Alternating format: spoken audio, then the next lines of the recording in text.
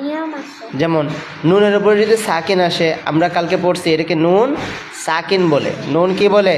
সাকিন। হ্যাঁ, নুনের উপরে সাকিন আসছে, তার মানে নুন এটা নুন সাকিন। নুন সাকিন। আর মিমের উপরে সাকিন আসলে ওইটা কি হয়? মিম সাকিন। মিম সাকিন।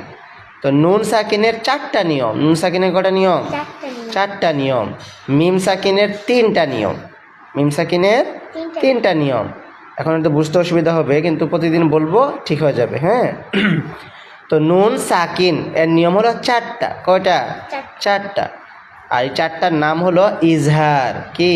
ইজহার, ইকলাব, ইকলাব, ইদগাম, ইদগাম, ইখফা। ইখফা। জি, আচ্ছা, এগুলো পর্যায়ক্রমে শিখবো। প্রথম হলো ইজহার। ইজহার। ইজহার হলে গুন্না হয় না। কি হয় না? গুন্না হয় না। ইকলাব হলে নর্মালি তো গুন্না নাই, বাট ওটা বুঝবাও না। হ্যাঁ, নুন নুন কি হয়ে যায়? বদলে যাবে।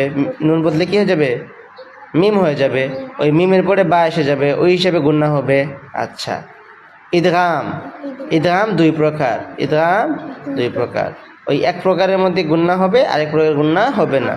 ইখফার মধ্যে গুন্না হবে, ইখফার মধ্যে গুন্না হবে। ঠিক আছে নি? তিনটার মধ্যে গুণ হবে না। ইখফার মধ্যে গুন্না হবে, আর ইদগামের এক প্রকার গুন্না হবে, আর ইজহারে গুন্না হবে না।